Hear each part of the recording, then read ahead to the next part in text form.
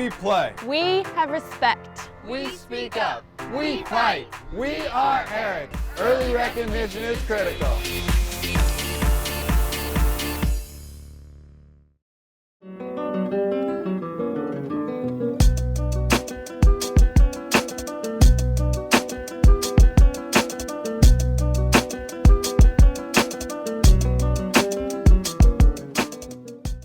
Today we're going to talk about downfield cutting.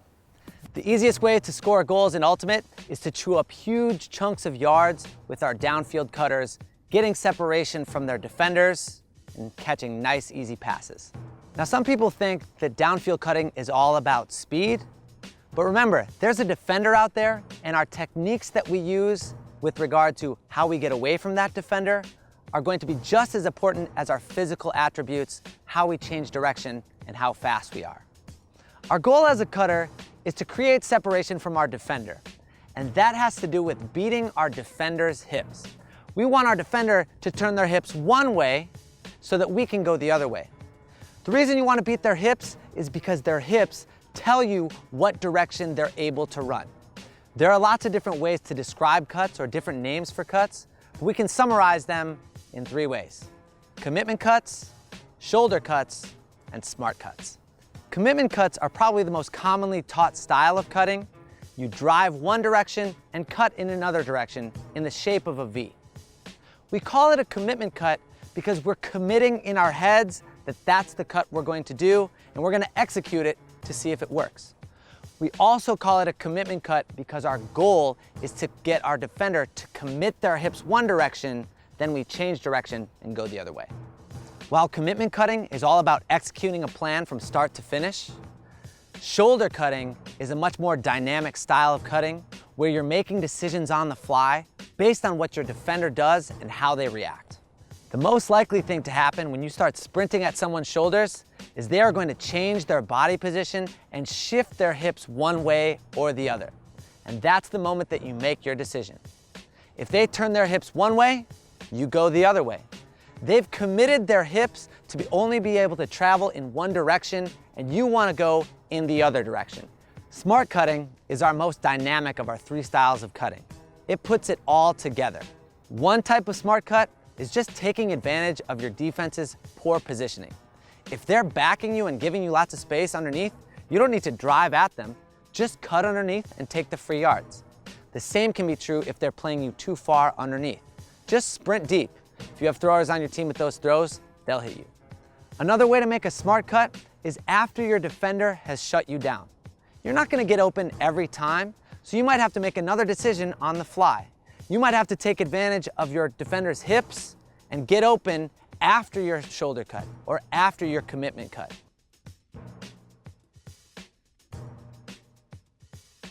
Another way to smart cut is when your defender is not looking at you, just go the other direction. One common place that this happens is when you're doing a deep cut and your defender looks back to see if the disc has been thrown. That's a great time to just cut underneath. They'll blow right by and you'll gain lots of yards.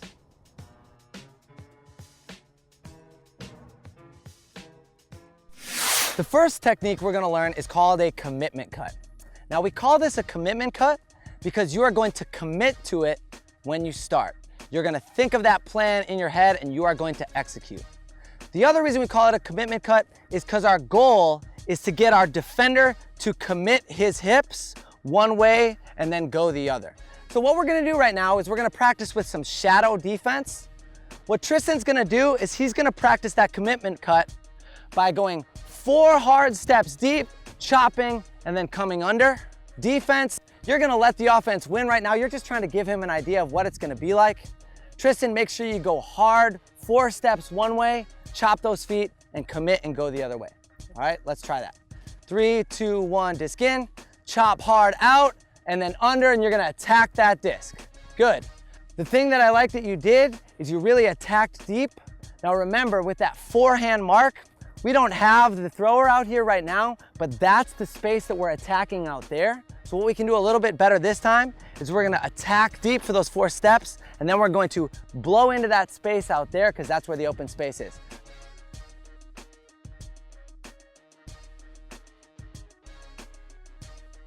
Ready? 3, 2, 1, disc in. Chop, chop, chop, attack, go get the disc. Beautiful, that's it. Next group. So this is a commitment cut. We're getting that defender's hips to turn and we're attacking that space out there. And disc in, attack, boom, and go get the disc. Beautiful. Those underneath cuts look great, but sometimes we want to be able to attack that deep space. So when we do a commitment deep cut, we're gonna make the space deep by doing 4 hard steps under and then going deep and looking back for that disc. Again, defenders, we are shadow defenders. We're gonna get beat. Offensive players, let's try to beat those hips. Here we go. Ready, disc in. Boom, and we're going deep. We're looking back for that disc. Awesome. Let's see one more.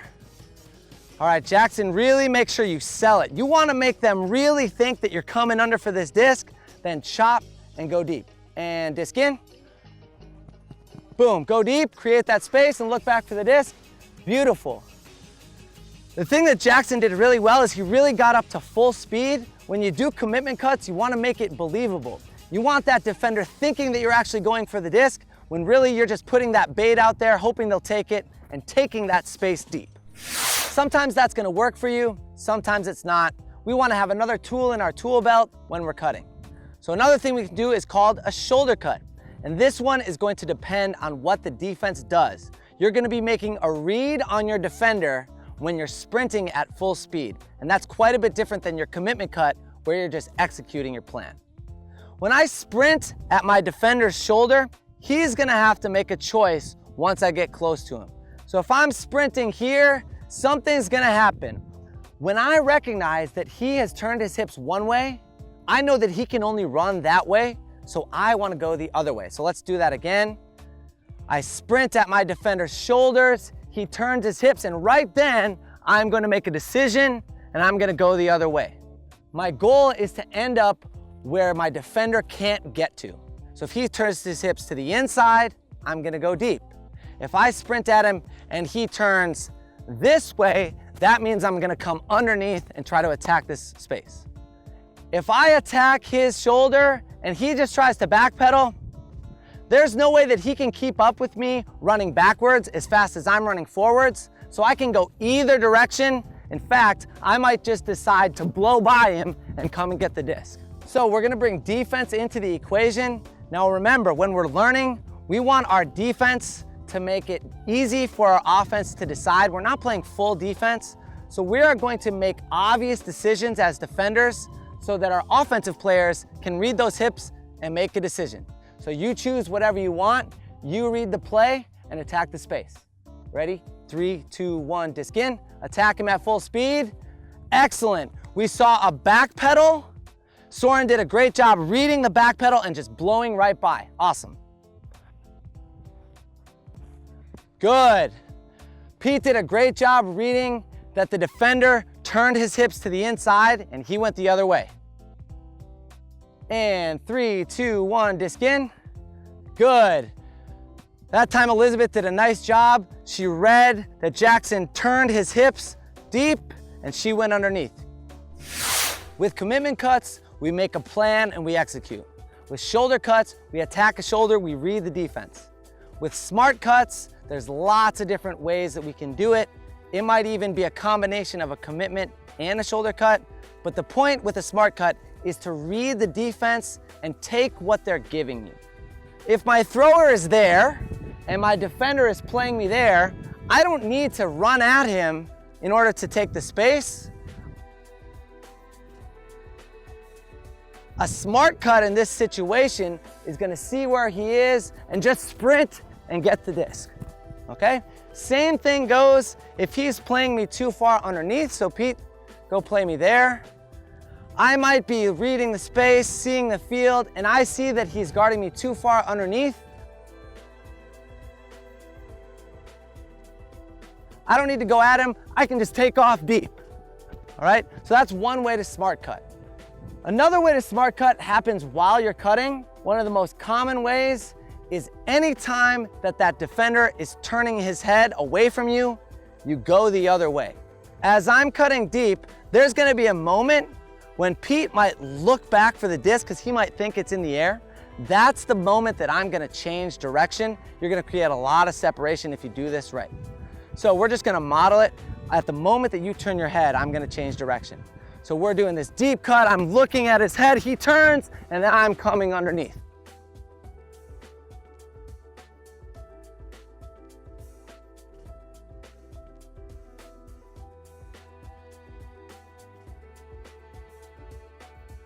That's another way to do a smart cut.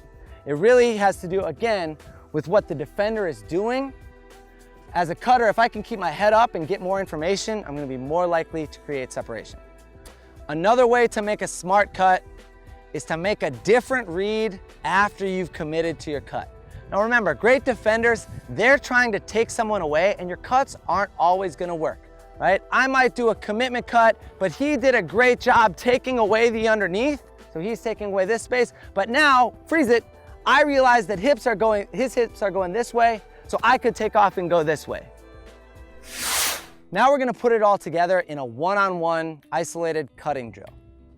Our offensive player, what we're gonna tell them is to make a decision about what they're gonna do before they start. Have a plan. Either it's commitment cut, shoulder cut, or smart cut. All right, Tony, let's make that plan in our head. Let's see it. 3, 2, 1, disc in. Nice. That one looked like it may have started as a shoulder cut, but Tony did a great job reading the defender, and we saw when that defender turned his head, Tony did a great job of coming back underneath. Great smart cut, Tony. One thing I like to do as a coach is to get my sideline players involved when they're not in the rep. So sideline, what I'm gonna ask you to do is watch the play. Your job is to be able to tell me what cut Tony was executing in his head after the play. You guys have to tell me what it was. And disc in.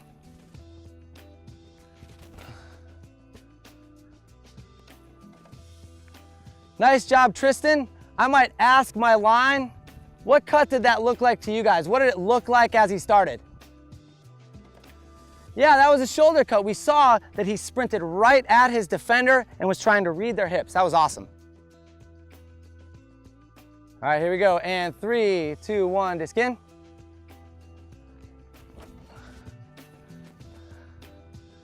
There we saw an awesome smart cut.